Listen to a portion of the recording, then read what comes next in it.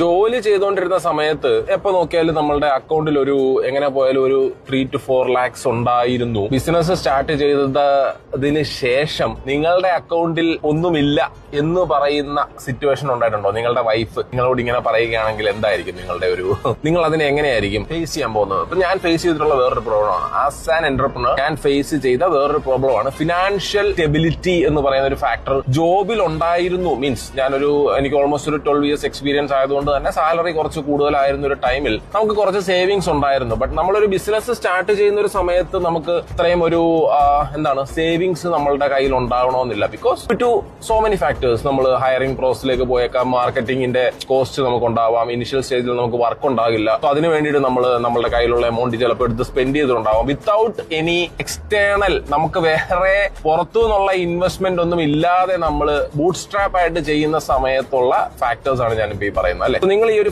Problem face ചെയ്തിട്ടുണ്ടാവും, financial stability. അതുപോലെ തന്നെ ഇതുപോലുള്ള ക്വസ്റ്റ്യൻസ് നമുക്ക് നേരത്തെ ചിലപ്പം എനിക്കൊരു 10 രൂപ ഇട്ടേ എന്ന് പറയുന്ന സമയത്ത് നമ്മുടെ കയ്യിൽ ഉണ്ടാവും. പിന്നെ നമ്മൾ 10 രൂപ ചോദിക്കുന്ന സമയത്ത് നമ്മളോട് 10 രൂപ ചോദിക്കുന്ന സമയത്ത് നമ്മൾ ചിലപ്പോൾ കണക്കി ചോദിക്കും, എന്തിനാണ് 10 രൂപ, അല്ലെങ്കിൽ നേരത്തെ തന്ന 10 രൂപയുടെ എന്തെങ്കിലും ബാക്കി ഉണ്ടോ എന്ന് ചോദിക്കുമ്പോൾ പോലും നിങ്ങൾ പ്രോബ്ലം ഫേസ് ചെയ്യുന്നുണ്ടായേക്കാം അല്ലെ. ഇതുപോലെ തന്നെ നമ്മൾ എക്സ്പെക്ട് ചെയ്യാത്ത സമയത്ത് വരെ ഹമ്പ് റോഡിലെ ഹമ്പ് ഉണ്ടായേക്കാം അല്ലെ. സോ അതാണ് പ്രോബ്ലം. സോ നിങ്ങളും ഇതുപോലുള്ള പ്രോബ്ലംസ് ഫേസ് ചെയ്യുന്നുണ്ടെങ്കിൽ ഒന്ന് കമന്റ് ചെയ്തേക്കൂ. നമുക്ക് എന്ത് ചെയ്യാം, വല്ലപ്പോഴും വിളിച്ച് നമ്മളുടെ വിഷമങ്ങൾ പങ്കുവെക്കാം. അല്ല എന്തോ പറയാനാണ്. Thank you.